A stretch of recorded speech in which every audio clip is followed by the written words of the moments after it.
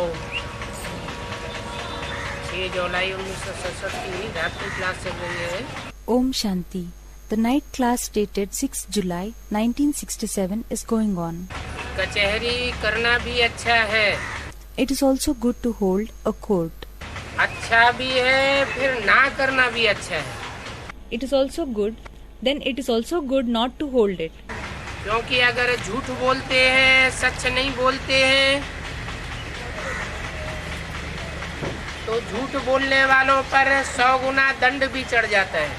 Because if someone speaks lie, if someone does not speak the truth, then those who lie would accrue 100 times punishment. जो बच्चे बाप दादा के पास fresh होने आए हैं, उनको बाप दादा कहते हैं कि कोई भी संशय हो। Bapdada tells those children who have come to Bapdada to get refreshed that if there is any doubt, कुछ भी ना समझाई हो, if you have not understood anything, अंदर में कोई बात पूछने जैसी है, if there is anything in your mind which you wish to ask, वो बात अगर नहीं पूछते हैं, And if you do not ask regarding that matter, तो नुकसान अपने ऊपर ही पड़ता है। then you cause loss to yourself. संशय हटाकर ही जाना अच्छा है। it is better to depart only after removing the doubt. बाप के सामने आकर के भी संशय बुद्धि बन करके वापस गए, तो बाहर की दुनिया में वो संशय और भी चौड़ा होता जाएगा। If one goes back with a doubtful intellect, even after coming in front of the Father, then that doubt would keep expanding in the outside world. फिर विपरीत बुद्धि बन जाएंगे। Then one would develop an opposite intellect. कभी भी कचरा अपने अंदर नहीं रखना है। One should never keep rubbish inside oneself. नहीं तो वो अंदर में संशय का कांटा रह जाएगा। Otherwise, the thorn of doubt would remain embedded inside. वो संशय का कांटा द्वापर युग से रावण राज्य में बहुत तकलीफ देगा। That thorn of doubt would cause a lot of pain in the kingdom of Ravan from the copper age. कोई फिर जा करके ऐसे नहीं कहे Then, someone should not go back and tell that कि बाबा से हमारा मिलन नहीं हुआ।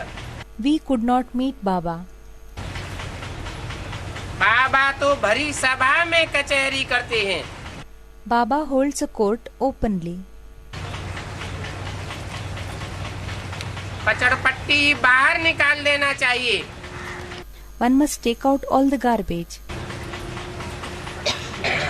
कोई पर्सनल बात है तो लिख करके देना चाहिए। If there is any personal matter, then one should give it in writing. थोड़े बच्चे हैं, There are few children. कुछ भी पूछना है तो पूछ सकते हैं। One can ask anything that one wants to ask.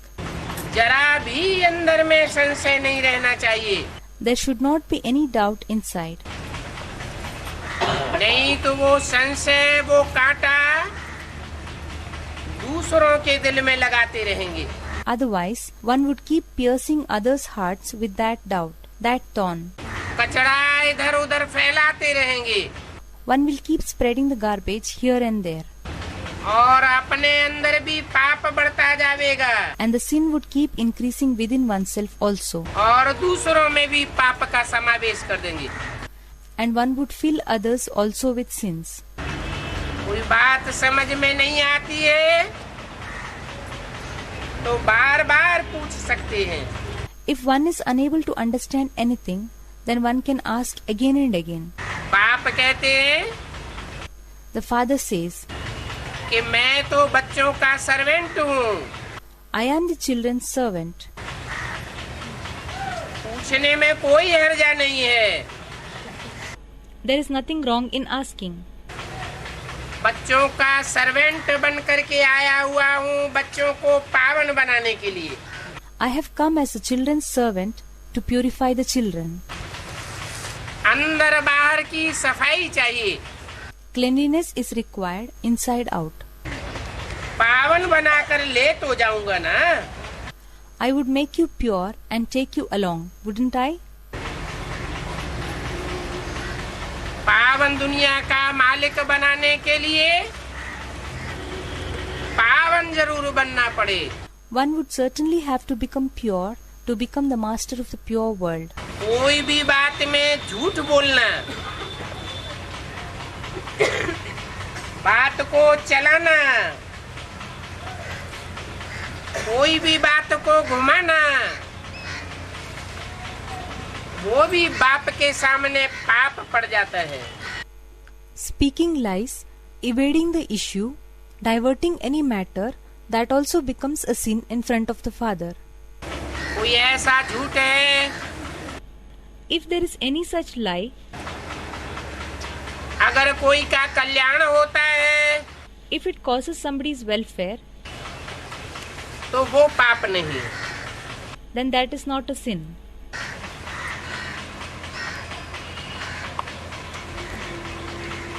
अभी तुम बच्चे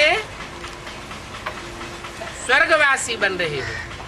You children are now becoming Swargvasi, that is, residents of heaven. स्वर्गवासी बनना अर्थात स्वस्थितिवासी बनना। Becoming residents of heaven means living in Swasthiti, that is, self-consciousness. कोई प्रकार का परचिंतन नहीं चलना चाहिए। There should not be any kind of wasteful thinking about others, that is, parchintan. तुम सदगति में जाने के लिए पुरुषार्थ कर रहे हो। You are making efforts to achieve true salvation. कचड़ पट्टी अंदर रह जाएगी तो आत्मा की दुर्गति हो जाएगी। If any garbage remains inside, then the soul would undergo degradation. स्वर्ग में जाने के लिए कब कोई पुरुषार्थ करते नहीं हैं। Nobody ever makes efforts to go to heaven. नाम मात्र कह देते हैं कि स्वर्गवासी हुआ। For name's sake, they say that a particular person has left for the heavenly abode. दुनिया में ऐसे कहते हैं ना, स्वर्गवासी हुआ। People say like this in the world, don't they? That someone has departed for the heavenly abode. अभी तुम तो ऐसे नहीं करते हो। Now you don't do like this. तुम तो पुरुषार्थ कर रहे हो स्वर्गवासी बनने के लिए। You are making efforts to become Swargvasi. बच्चे समझते हैं कि हम बाप दादा के पास आए हैं श्रीमत पर चलने के लिए। Children feel that we have come to Bapdada to follow the Srimad. अभी तो थोड़े बच्चे आते हैं, Now a few children come. आगे चल करके बहुत बच्चे आते रहेंगे। In future, many children would keep coming. और धर्म वालों को भी बाप दादा की दृष्टि मिलेगी। People of other religions would also receive Bapdada's drishti. देह के सब संबंध तोड़कर अपने बाप को याद करो। Break all the relationships of the body and remember your father. यहाँ इस दुनिया में सभी रावण की शोक वाटिका में है। Here in this world, everyone is in the Shokvatika of Ravan. Shokvatika, that is, the garden where Ravan had confined Sita after abducting her. In literal sense, it means an abode of sorrows. ऐसा कोई है नहीं इस नरकवासी दुनिया में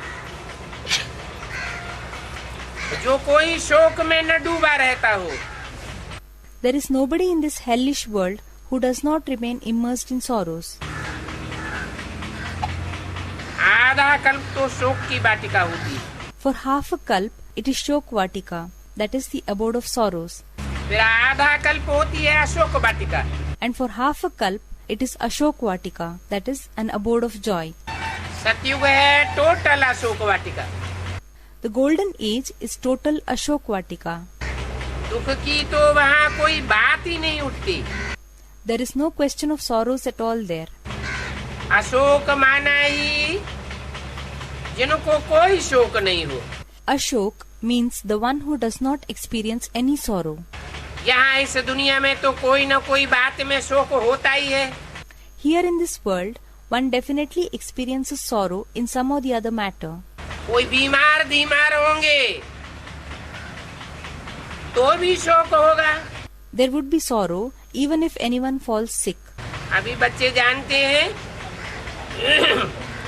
कि हम सुखधाम में जाते हैं. Now the children know that we go to the abode of happiness, that is Sukhdam. अभी दुखधाम में पड़े हुए हैं. Now we are lying in the abode of sorrows, Dukhdam. Sukhdham में जाने के लिए समय बहुत कम है. There is very little time to go to Sukhdam. Baggage तैयार करनी है. We have to prepare the bag and baggage. सब कुछ तो ट्रांसफर नहीं कर सकेंगे. One would not be able to transfer everything. मकान आदि जो भी है वो सब खत्म हो जाएगा. All the buildings etc. which exist would get destroyed.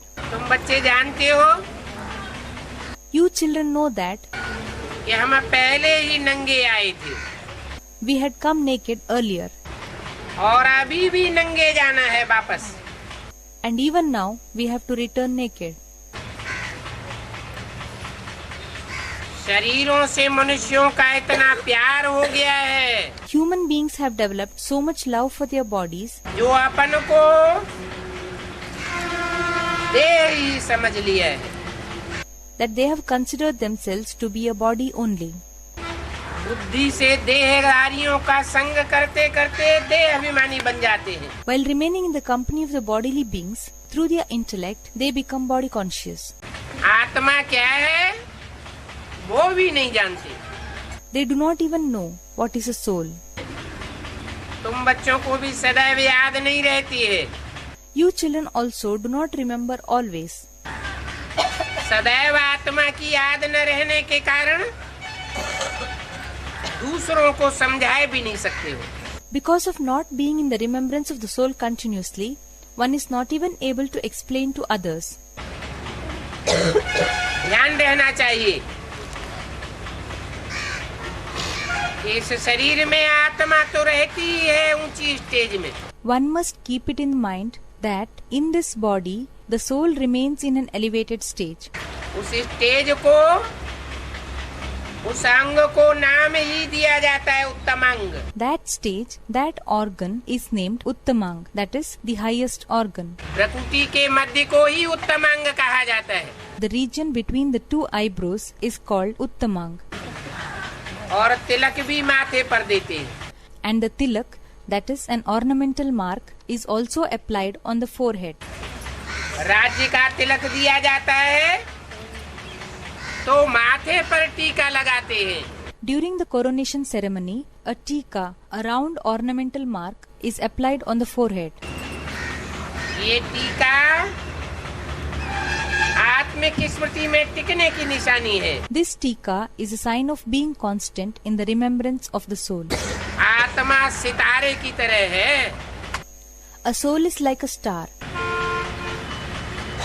जो प्रकृति के मध्य में टिकी हुई है. which is lodged in the middle of the forehead. बाप कहते हैं मैं भी स्टार हूँ. The father says, I am also a star. मैं भी प्रकृति के मध्य में आकर टिकता हूँ.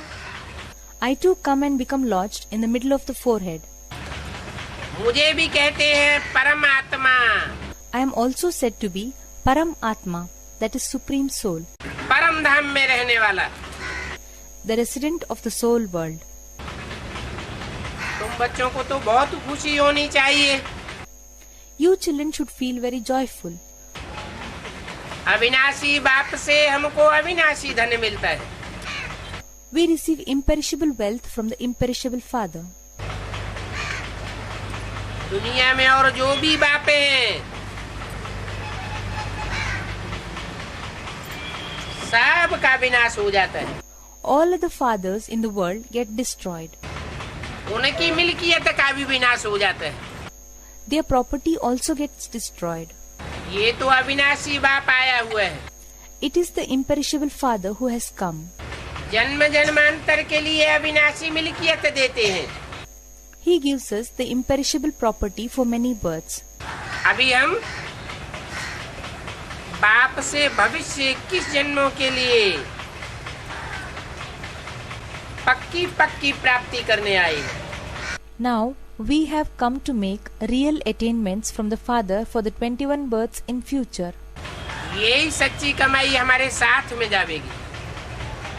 This is the only true earning that would go along with us. अभी तुम बच्चे हाथ भर करके जाते हो. Now you children depart with your hands full. कौन सा हाथ? Which hands? बुद्धि रूपी हाथ भरपाई करके जाते हो. You fill your intellect-like hands and depart. अभी तुम्हारी झोली अच्छी रीति भर रही है. Now your jholi, that is bag, is getting filled nicely. भक्ति मार्ग में शंकर के आगे जाकर कहते हैं भर दे झोली, भर दे झोली. In the path of devotion, people go in front of Shankar and say, fill up my jholi, fill up my jholi. Jholi is a cloth stretched out to collect something or a bag to seek alms. अभी झोली भरने वाला तो बाप है, शंकर नहीं है. Now the one who fills up the jholi is the Father, not Shankar. Shankar अगर झोली भरने वाला होता, Had Shankar been the one to fill up the jholi, तो याद में किसकी रहता है? then in whose remembrance does he remain? याद में बैठा है, आत्मिक स्मृति में बैठा है, माने वो भी बाप से झोली भरता है. He is sitting in remembrance. He is sitting in soul consciousness. It means that he too gets his jholi filled by the Father. वो है आत्माओं का बाप. He is the Father of the souls. मनुष्य सृष्टि का भी बाप होता है ना. There is a Father of humanity also, isn't there? बच्चे बाप से ही वर्षा लेते हैं. The children obtain inheritance from the Father only. सारी मनुष्य सृष्टि का बाप कौन है? और आत्माओं का बाप कौन है? Who is the Father of the entire humanity and who is the Father of the souls? आत्माओं का बाप है Shiv. The Father of the souls is Shiv. Shiv कल्याण करता है आत्मिक स्थिति में रहने वाली आत्माओं का. Shiv causes benevolence of the souls who remain in a soul conscious state. और जो आत्मिक स्थिति नहीं पकड़ पाते, देवभान के देवभान में ही रह जाते हैं. And those souls which are unable to attain the soul conscious stage, those who remain in body consciousness only, बाप से आकर के दृष्टि तो लेते हैं, they come and receive drishti from the Father. परंतु बाप के असली स्वरूप को, जो है, जैसा है, जिस रूप में पाठ बजाए रहा है, उस रूप को मानने के लिए तैयार नहीं होते. But they are not ready to accept the true form of the Father as he is, in whichever form he is playing a part. ऐसे देह अभिमानी मनुष्य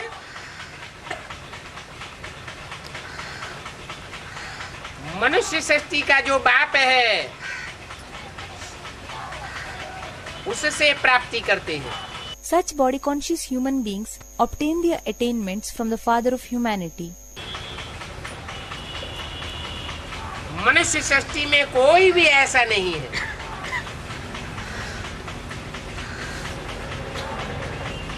जो अविनाशी बाप जैसी कमाई कराई सके. There is nobody in the human world who can make you earn an income like the imperishable Father. अलग अलग धर्मों में राजाएं बनते हैं. Souls become kings in different religions. वो भी अल्पकाल की प्राप्ति है. That is also a temporary attainment. Bharat जब स्वर्ग था, When India was heaven, तो उस स्वर्ग में बेहद का सुख था. then there was unlimited happiness in that heaven. Lakshmi Narayan की डिनास्टी का कुल था. There was the family of the dynasty of Lakshmi and Narayan. उसके बाद रामचंद्र की भी डिनास्टी थी. After that, there was a dynasty of Ramchandra also. जो लक्ष्मी नारायण बनते हैं, those who become Lakshmi and Narayan, वही राम सीता भी बनते हैं।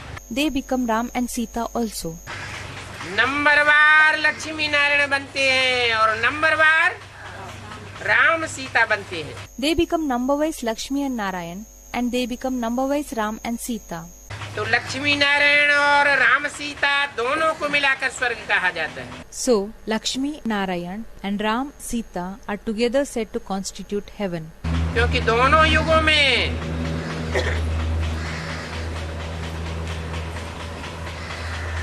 नंबरवार स्वस्थिति को धारण करने वाले होते हैं। Because in both the ages, they attain the soul conscious stage number-wise. ये तो नरक है This is hell, और वो स्वर्ग है। and that is heaven. स्व माने आत्मा, Swa means soul. ग माने गया। Ga means went. कैसी स्थिति में गया? आत्मिक स्थिति में गया। In which kind of a stage did one go? One went into stage of soul consciousness. और ये है नरक। And this is hell, that is Narak. नर माना मनुष्य। Nar means human being. जो भी मनुष्य मात्र हैं,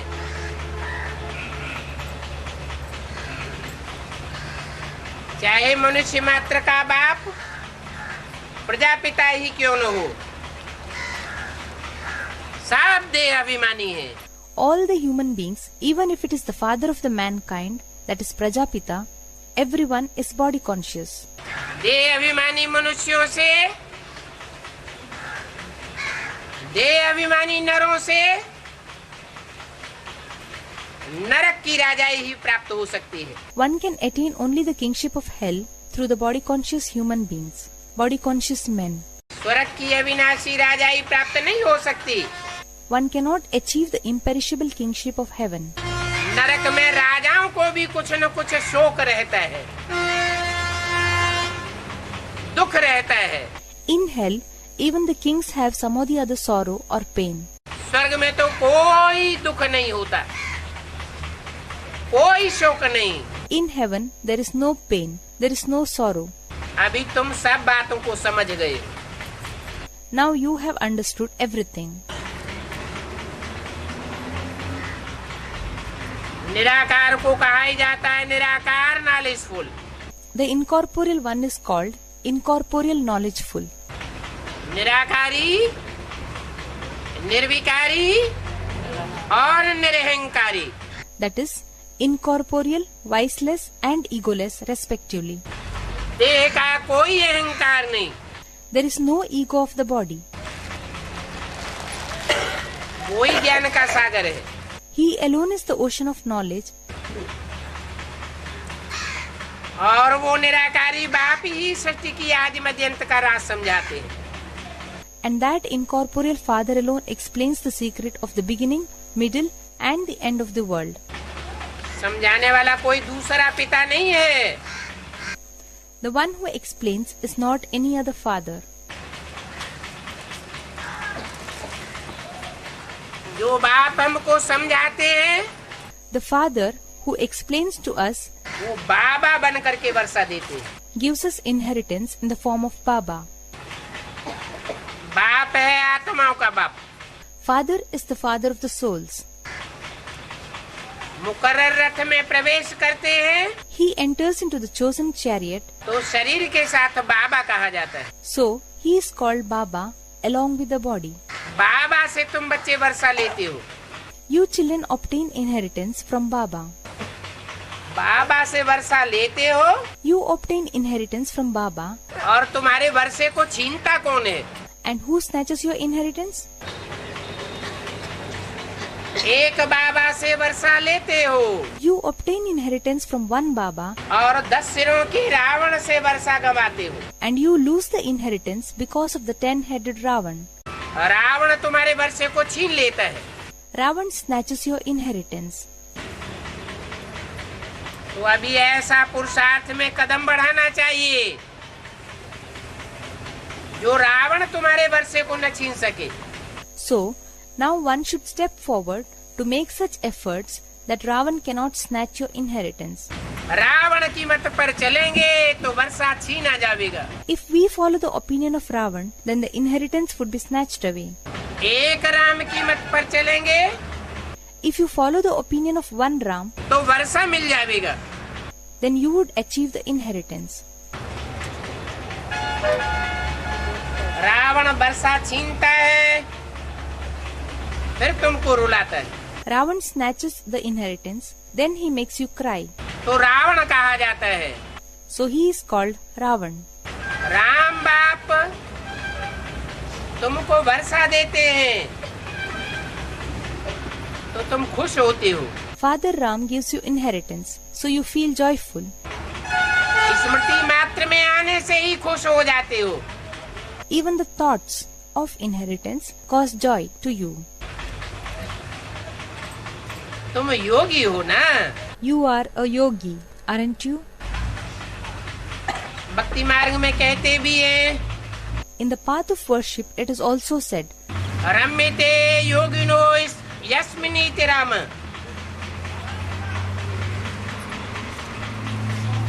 योगियों में जो रमण करता है वो राम है. the one who delights, that is, the minds of the yogis, is Ram. स्मृति में ही रमण करने की बात है. It is a matter of making delight in the remembrance. खेलते हैं ना, तो खेल में खुशी होती है या दुख होता है. People play, don't they? So is there joy in a game or is there sorrow? ये भी स्मृति का खेल है. This is also a game of remembrance. स्मृति मात्र आने से ही सुख हो जाता है. The emergence of just the thought itself causes happiness. तो मिलने से, प्रैक्टिकल देखने से, प्रैक्टिकल बात करने से कितना न सुख होता होगा. So how much happiness would one get by meeting, observing practically, talking practically? तो अभी तुम बच्चों को पुरुषार्थ में कदम आगे बढ़ाना चाहिए. So now you children should step forward in making efforts. Purusharth. इस बात में In what matter? पुरुषार्थ माना आत्मा का कल्याण करने के लिए. Purusharth means in order to cause the upliftment of the soul. पुरुष माना आत्मा. Purush means soul. आत्मिक प्राप्ति के लिए तुम्हें अब कदम आगे बढ़ाना चाहिए. You must now march forward for spiritual attainments. शरीर की प्राप्ति के लिए नहीं. Not for the attainments of the body. इस देह का कनेक्शन एक जन्म से है. The connection of this body is only with one birth. इस एक जन्म में जो भी प्राप्ति होनी होगी वो पूर्व जन्मों के कर्मों के आधार पर होनी है. Whatever attainment is to be achieved in this one birth would be achieved on the basis of the actions of the past births. उसमें बाप कुछ नहीं कर सकते. The father cannot do anything in that. इसलिए कहते हैं मैं भविष्य की जन्मों का वर्षा देने के लिए आया हुआ हूँ. That is why he says, I have come to give the inheritance of the future 21 births. तो बाप से अल्पकाल की प्राप्ति करने की इच्छा नहीं करनी है. So, one must not desire for temporary attainments from the father. वो तो सदाकाल की प्राप्ति कराने के लिए आया हुआ है. He has come to cause permanent attainments. कुछ भी बात हो तो पूछ सकते हो. If there is something, you can ask.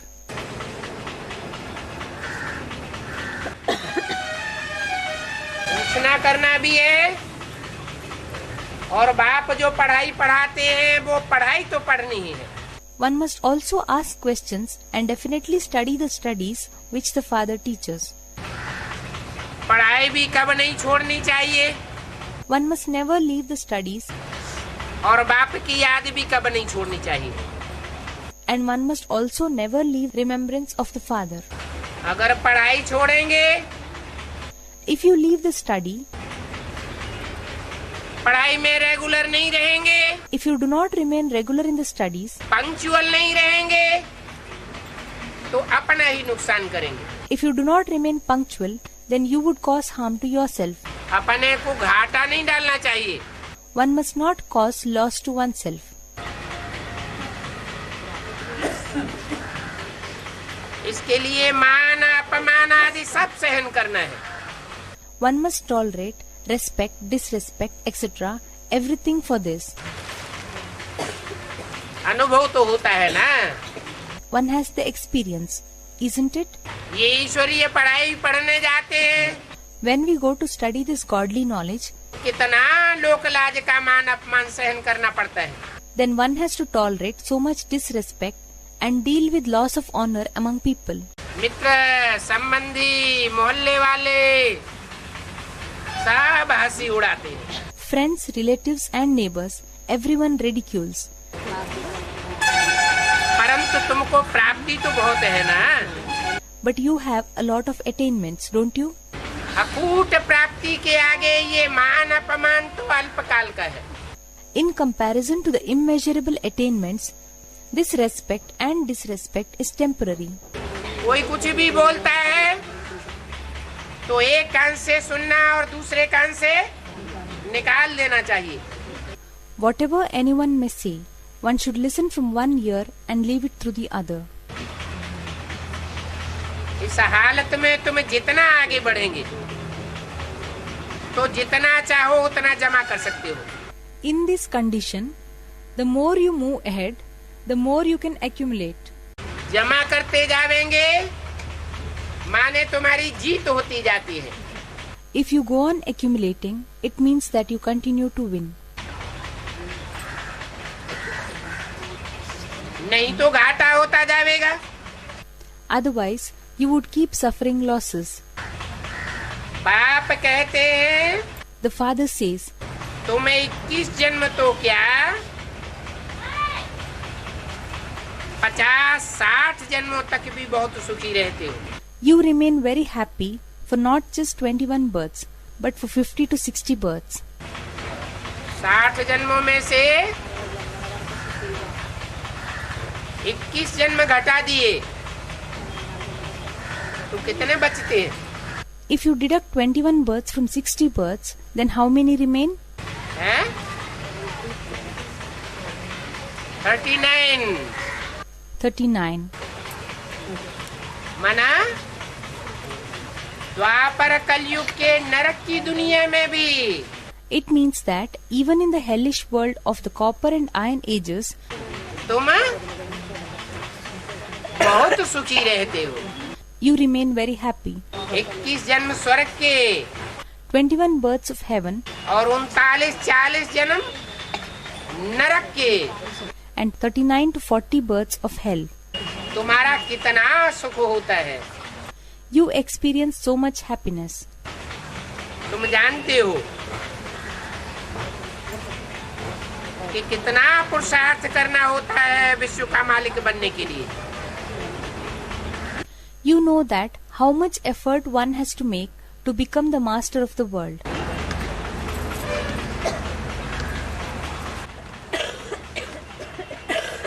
इस पढ़ाई में अच्छी रीति लगना चाहिए. One must get into this study very nicely. लगन बहुत अच्छी चाहिए. Very good devotion is required. तुम जानते हो You know that शिव बाबा एक है Shiv Baba is one. तो उनका शास्त्र भी एक होना चाहिए. So, his scripture should also be one. मनुष्य तो बहुत शास्त्र पढ़ते रहते हैं. Human beings read a lot of scriptures. तुम्हारा तो एक ही शास्त्र है. You have only one scripture. मनुष्य तो बहुतों के चित्र रखते हैं. Human beings keep pictures of many. और तुम्हारे पास एक ही चैतन्य चित्र बुद्धि में रहना चाहिए. And you should have only one living picture in the intellect. अभी तुम बच्चे जानते हो Now you children know that कि हमारे पाँव में पद्म है. there are multi-millions in our steps. इसलिए बाप कहते हैं तुम हो पद्मा पद्म भाग्यशाली. That is why the father says, you are Padma Padam Bhagyashali. That is, multi-million times fortunate. वो तो कहते हैं सौभाग्यशाली. They say, Saubhagyashali. That is, 100 times fortunate. कितने भाग्यशाली? How fortunate? सौभाग्यशाली, और बाप कहते हैं तुम हो पदमा पदम भाग्यशाली। 100 times fortunate, and the father says you are multi-million times fortunate. पदम कोई स्थूल में नहीं है, Multi-millions are not in the physical sense. ये भी भक्ति मार्ग का गायन है। This is also a praise of the path of worship. तुम जानते हो कि अभी हम विश्व का मालिक बनते हैं। You know that now we are becoming the masters of the world. बच्चों को बाप दादा का याद प्यार और good night. Bapdada's remembrance, love and good night to the children. Om Shanti. आज का प्रातः क्लास है 10 जुलाई 1967। Today's morning class is dated 10th July 1967. Record चला है, ये कौन आया आज सवेरे सवेरे। The record played is ये कौन आया आज सवेरे सवेरे। Who has arrived so early in the morning today? मीठे मीठे रूहानी बच्चों प्रति बाप बैठ समझाते हैं। The father sits and explains to the sweet spiritual children. इसके प्रति? To whom? रूहानी बच्चों के प्रति। To the spiritual children. देहभान होगा तो मीठे नहीं होंगे। If there is body consciousness, then they would not be sweet. रूहानियत होगी तो मीठे जरूर होंगे। If there is soul consciousness, then they would certainly be sweet. ऐसे मीठे मीठे बच्चों को तसल्ली से बाप बैठ समझाते हैं। The father sits and explains leisurely to such sweet children. खड़े होके नहीं, दौड़ते और चलते हुए नहीं समझाते हैं। क्या करते हैं? बाप बैठ समझाते हैं। He does not explain while standing, running and walking. What does he do? The father sits and explains. क्यों बोला बाप बैठ समझाते हैं? Why has it been said, the father sits and explains? जो बाप यहाँ संगम युग में बैठ समझाते हैं तो भक्ति मार्ग की क्या शूटिंग करते होंगे? The father who sits and explains here in the confluence age performs which shooting of the path of worship? अरे कोई शूटिंग करते होंगे या नहीं करते होंगे? Well, does he perform any shooting or not? कौन सी शूटिंग है? Which shooting? हैं? भक्ति मार्ग में उनका क्या नाम दिया है? What is the name given to him in the path of worship? सिर्फ अंतर ये होता है The only difference is that कि यहाँ सुप्रीम सोल बाप प्रवेश होता है here the Supreme Soul Father enters, और वहाँ द्वापर युग में and there in the Copper Age supreme soul बाप प्रवेश नहीं होता है। the Supreme Soul Father does not enter. लेकिन शूटिंग तो यहाँ होती है। But the shooting takes place here. बाप बैठ समझाते हैं, The father sits and explains. इसलिए द्वापर युग में उनका नाम पड़ता है व्यास। That is why in the Copper Age he gets a name Vyas. विमान विशेष, आसमाने बैठकर। V means Vishesh, that is special. As means sitting. विशेष रूप से आसन मार करके इसीलिए बैठते हैं। He especially sits in an asan, that is pose, for this purpose. परंतु अंतर क्या हो जाता है? But what is the difference? यहाँ सुप्रीम सोल होता है और वहाँ सुप्रीम सोल नहीं होता है। Here the Supreme Soul is present and there the Supreme Soul is not present. सिर्फ संगम युग में मनुष्य सृष्टि के पिता ने जो पावर धारण किए है, Only in the confluence age, the power that the Father of humanity has imbibed, स्मृति की डोर लगाकर by connecting the thread of remembrance, वो पावर ही काम आती है। that power alone proves useful. कोई बच्चे ऐसे हैं जिनकी पावर द्वापर युग से ही कम हो जाती है। There are some such children whose power starts reducing from the Copper Age itself. कमजोर पड़ जाते हैं, आत्मा की शक्ति नष्ट हो जाती है They become weak. The power of the soul gets destroyed. और ऊपर से आने वाले दूसरे दूसरे धर्मों की आत्माओं का उनमें प्रवेश हो जाता है. And the souls belonging to other religions which come from above, that is the supreme abode, enter into them. जैसे भूत प्रेतों का भी प्रवेश कब होता है? For example, when do even the ghosts and devils enter? Powerful में होता है या कमजोर में होता है? Do they enter into a powerful person or in a weak one? जो कमजोर बन जाते हैं उनमें आत्मा प्रवेश कर जाती है. The soul enters into someone who becomes weak.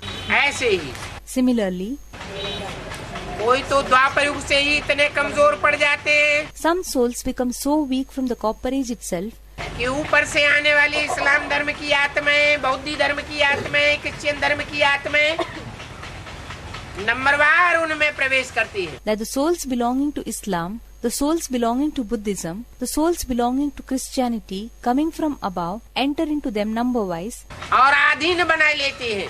and make them their subordinates. और कोई इतने पावरफुल होते हैं कि ऊपर से आने वाले धर्म पिताओं और उनके फॉलोअर्स की आत्माएं उनमें प्रवेश नहीं कर सकती. While some are so powerful that the religious fathers coming from above and the souls of their followers cannot enter into them.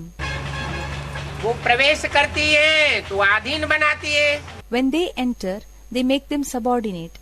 और जिनमें प्रवेश नहीं कर पाती And the ones in whom they cannot enter, उनसे युद्ध चलता है. they wage a war. टकराहट होती है. They clash.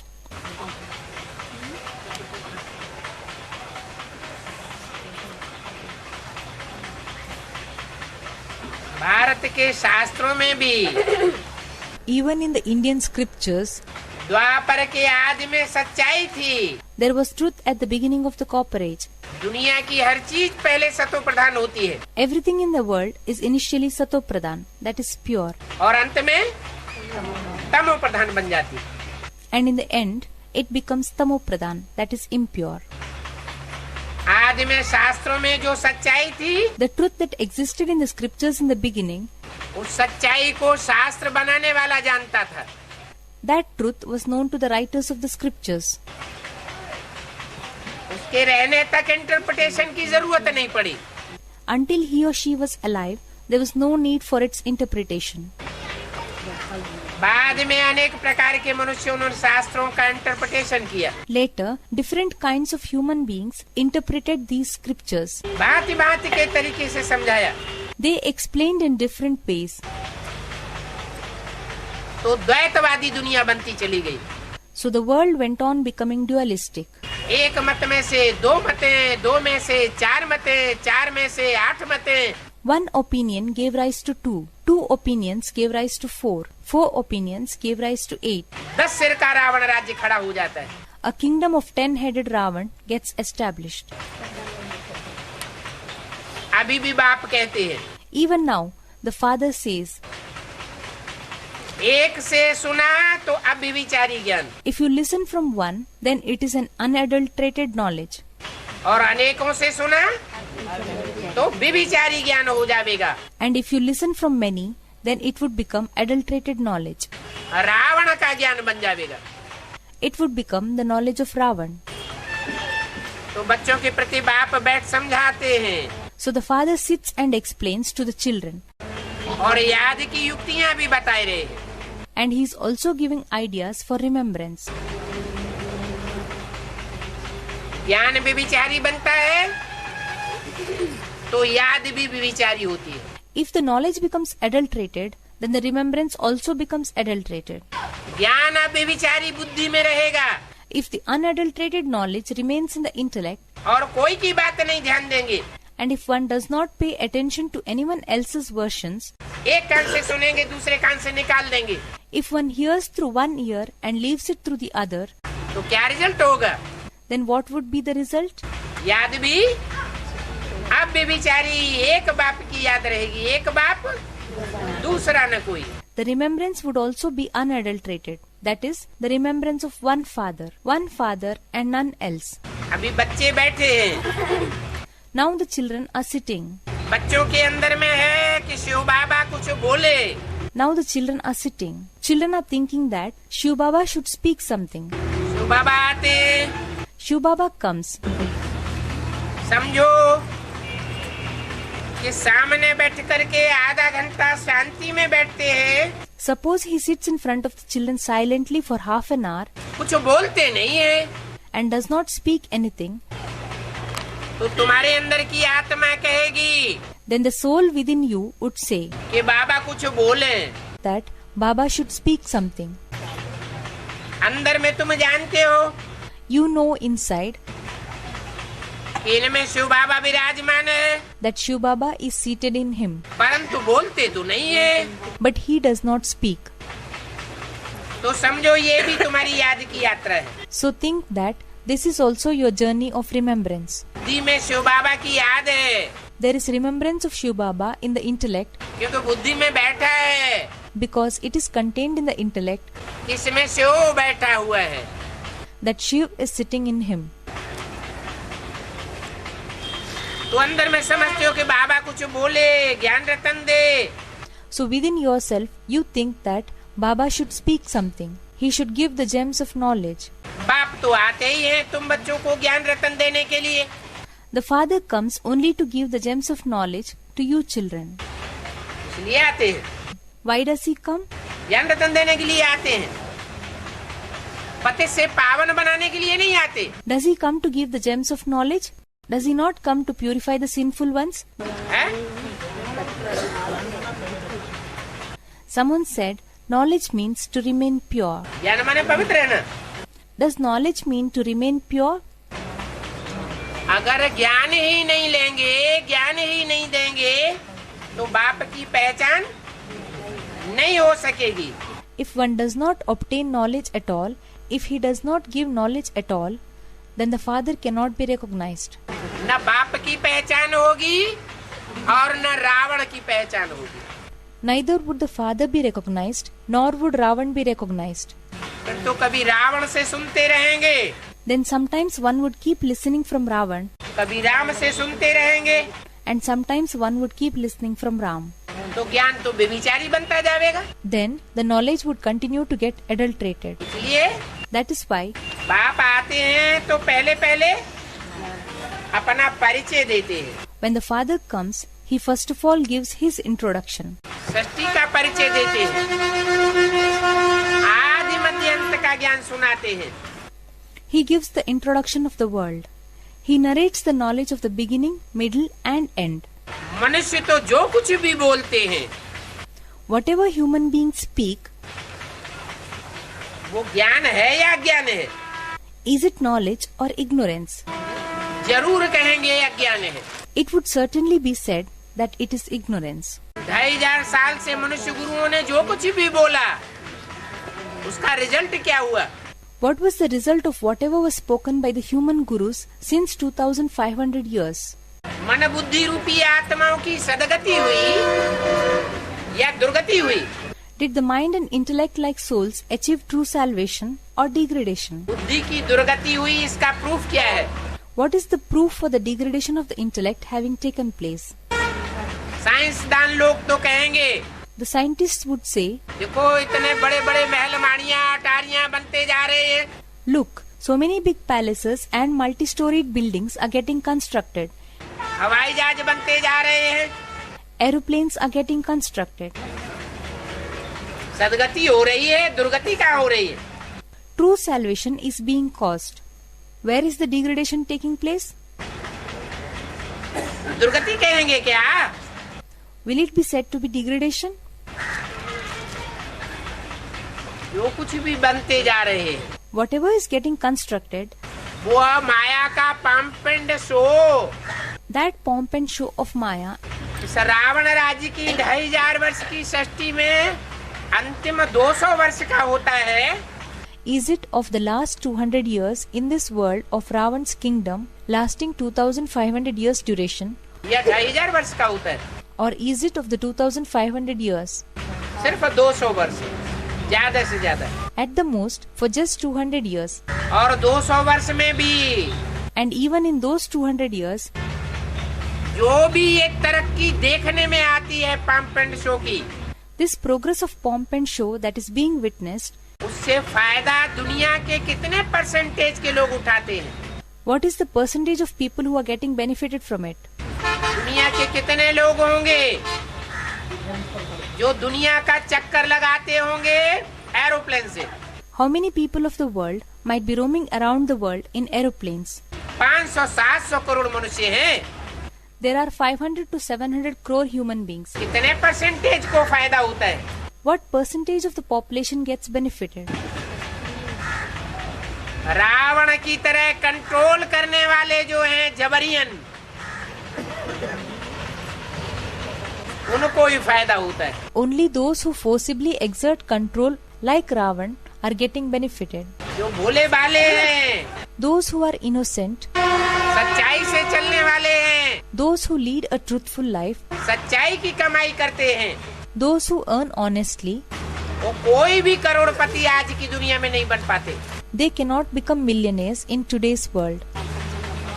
दूसरी बात, The other thing is, जो भी माया का पाम्प एंड शो हम देखते हैं, whatever pomp and show of Maya we observe, जिनसे मनुष्य की बुद्धि चमत्कृत होती जाती है, through which the human intellect becomes astonished, उनमें विनाश के साधन ज्यादा बने हैं या निर्माण के साधन ज्यादा बने हैं? does that consist more of the means of destruction or the means of construction? ज्यादा परसेंटेज तन की शक्ति का और धन की शक्ति का जाया किसमें हुआ है? More percentage of the power of the body and the power of wealth has been used in which task? विनाश के साधनों में ज्यादा जाया हुआ है। It has been used more in the means of destruction. तो मनुष्य की बुद्धि को तामसी कहेंगे। So, the intellect of the human beings would be said to be degraded, that is tamasi. बुद्धि तीखी तो जरूर बनी है, The intellect has no doubt become sharp, लेकिन विनाश के लिए तीखी बनी है या स्वर्ग बनाने के लिए तीखी बनी है? but has it become sharp for destruction or has it become sharp for the establishment of heaven? स्वर्ग में तो सबको सुख होता है, In heaven, everyone experiences happiness. कोई दुखी नहीं होता, Nobody is sorrowful.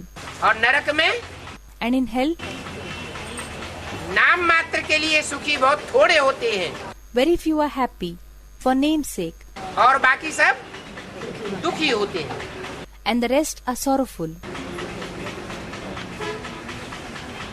तो तुम्हारी बुद्धि में तो है So, it is in your intellect that कि मनुष्य जो कुछ समझाते हैं, whatever the human beings explain, जो कुछ सुनाते हैं, whatever they narrate, उससे दुनिया की आत्माओं की दुर्गति हो रही है।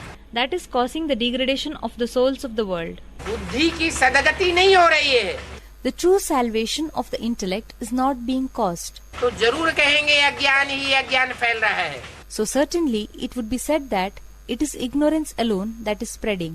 बाप तो ज्ञान का सागर है ना।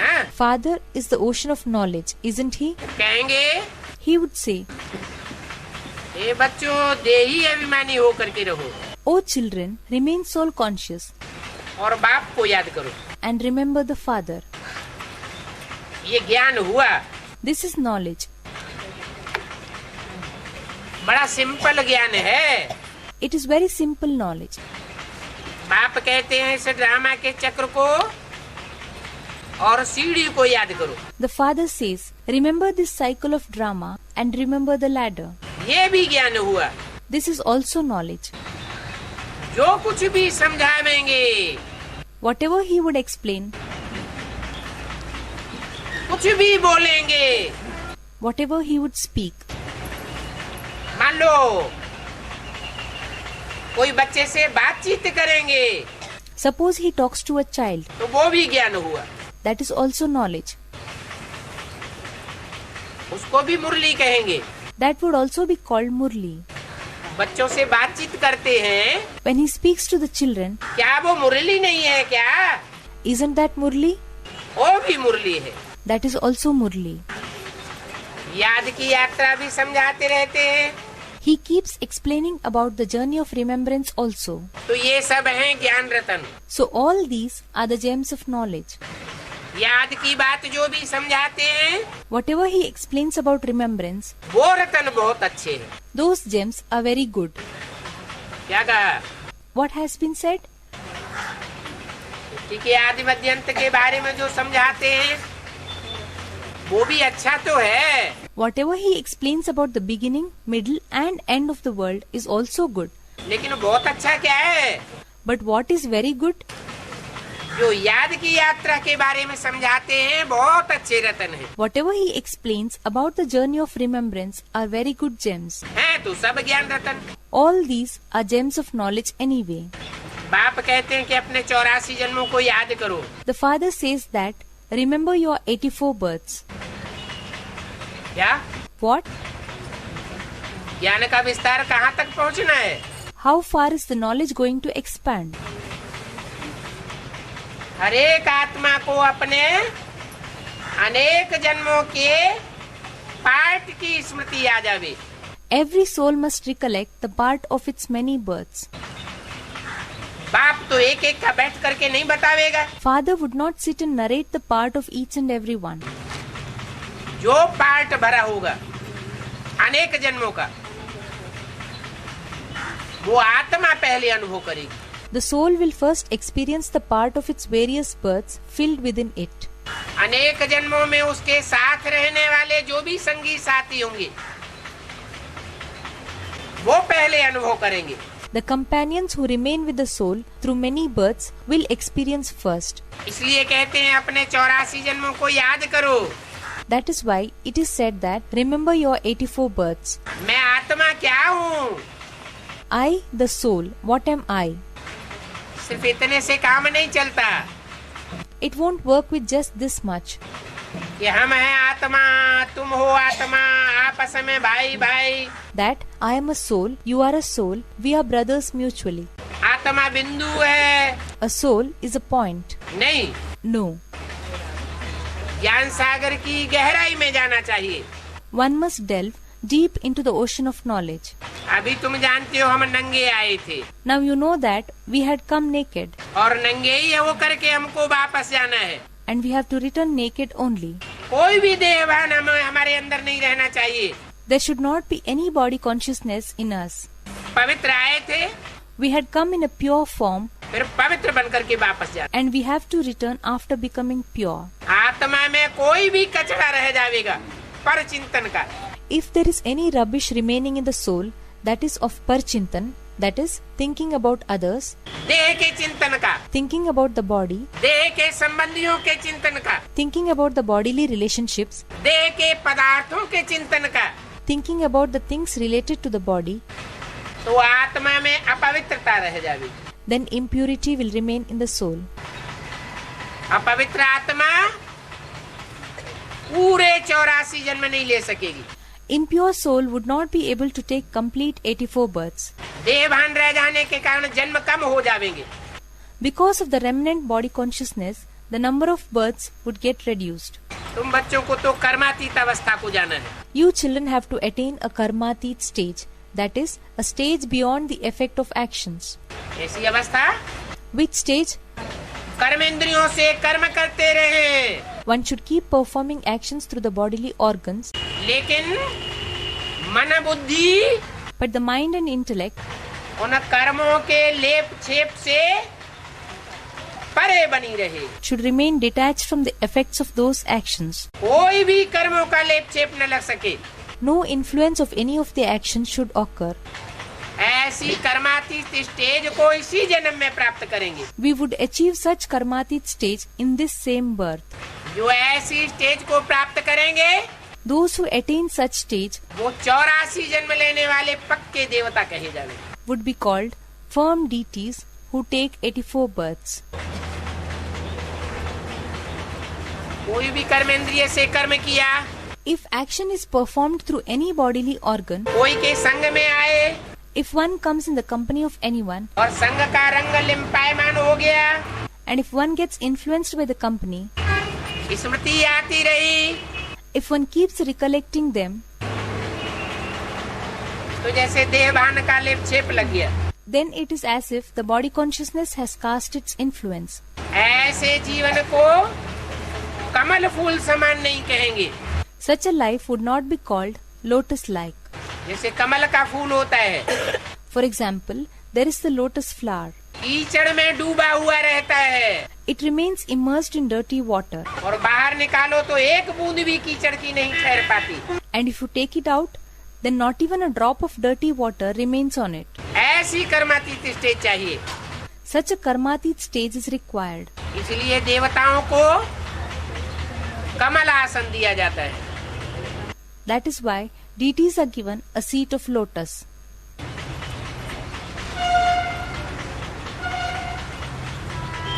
संपूर्ण ब्राह्मण सो संपूर्ण देवता कहे जाते। Complete Brahmins are called complete deities. जो कर्मातीत अवस्था को जावेंगे Those who attain karmatit stage वो बाप से पूरा वर्षा पावेंगे। would attain complete inheritance from the father. और वो वर्षा तो तभी मिलेगा And that inheritance would only be received जब आत्मा सतो प्रधान बन जाएगी याद के बल से। when the soul becomes pure through the power of remembrance. ये अक्षर बहुत वैल्यूबल है, These words are very valuable. Note करना चाहिए। One must note them down. आत्मा में ही धारणा होती है। The inculcation takes place in the soul only. ये शरीर में तो आर्गन्स है, This body consists of organs. ये शरीर विनाश को पावेगा तो ये आर्गन्स भी विनाश को पावेंगे। When this body gets destroyed, these organs would also get destroyed. आत्मा में अच्छे संस्कार या बुरे संस्कार अनेक जन्मों के लिए तुम भरते हो। You record good or bad sanskars in the soul for many births. ये शरीर तो साथ नहीं जावेगा। This body would not accompany you.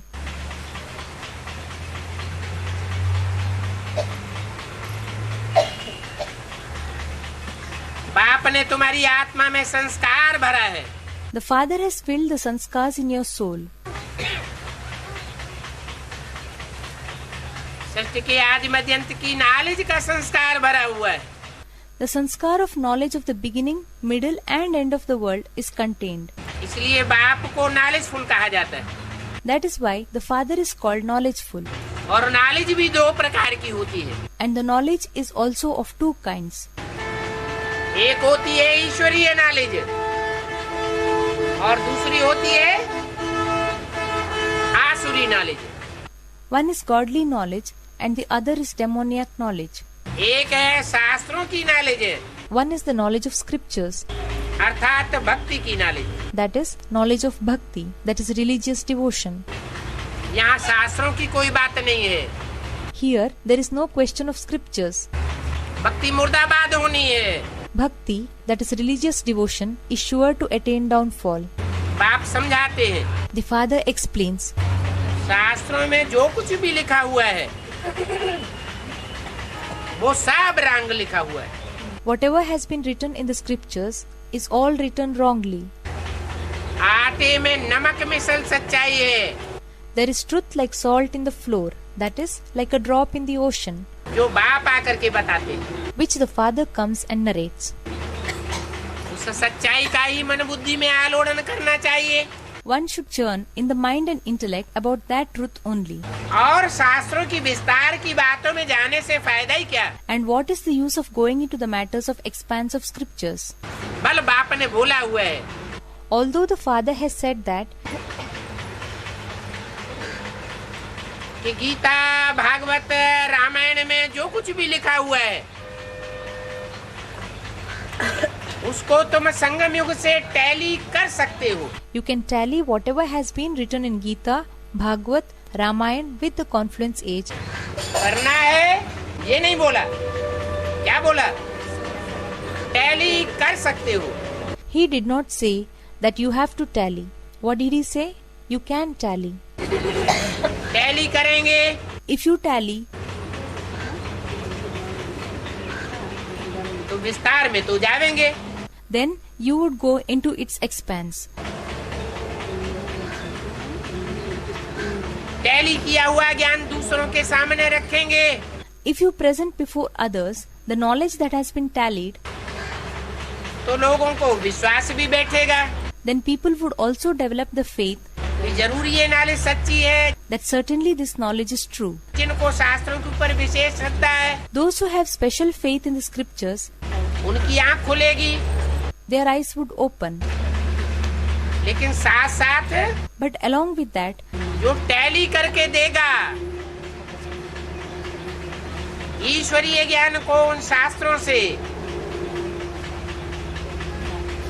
उस व्यक्ति के ऊपर भी श्रद्धा बैठेगी। they would also develop faith on the person who tallies that godly knowledge with the scriptures. मान मर्तबा आता जाएगा He would keep getting respect and position, और वो मान मर्तबा नीचे गिरा देगा। and that respect and position would cause his downfall. इसलिए बोला, That is why it has been said, तुम चाहो तो संगम युग की बातों को रामायण से, भागवत से, महाभारत से टैली कर सकते हो। if you wish you can tally the matters of the confluence age with Ramayana, with Bhagavad, with the Mahabharata. Tally करना है ऐसे नहीं कहा। He has not said that we have to tally. बाबा तो फिर राइट बात ही बतावेंगे। Then Baba would tell the right things only. 84 का चक्कर तो बिल्कुल सहज है।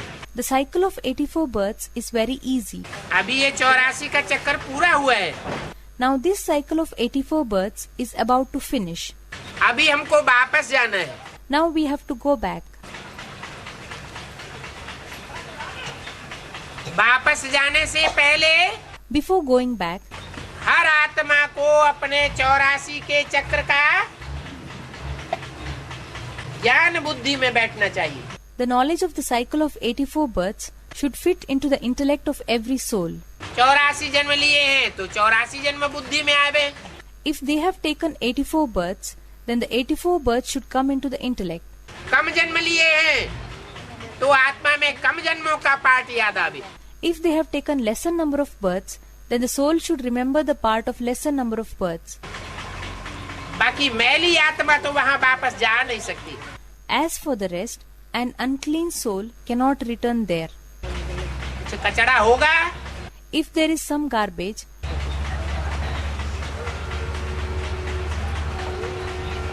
मन में मैल होगा, if there is dirt in the mind, शीशा होता है ना, there are mirrors, aren't there? शीशे में अगर मैल जमा हुआ हो If the mirror is covered by dust, तो चेहरा दिखाई पड़ता है क्या?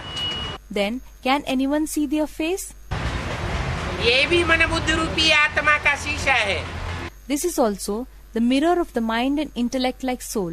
इसमें कोई कचरा अंदर नहीं रहना चाहिए। No garbage should remain inside it. कुछ भी अंदर है तो बाप के सामने बाहर उगल देना चाहिए। If there is anything inside, it should be brought out in front of the father. इसलिए बाप कहते हैं, That is why the father says, मुझे साफ दिल बच्चे चाहिए, I want clean-hearted children. सच्चे दिल पर साहब राजी। The master remains pleased with those with a true heart. Om Shanti.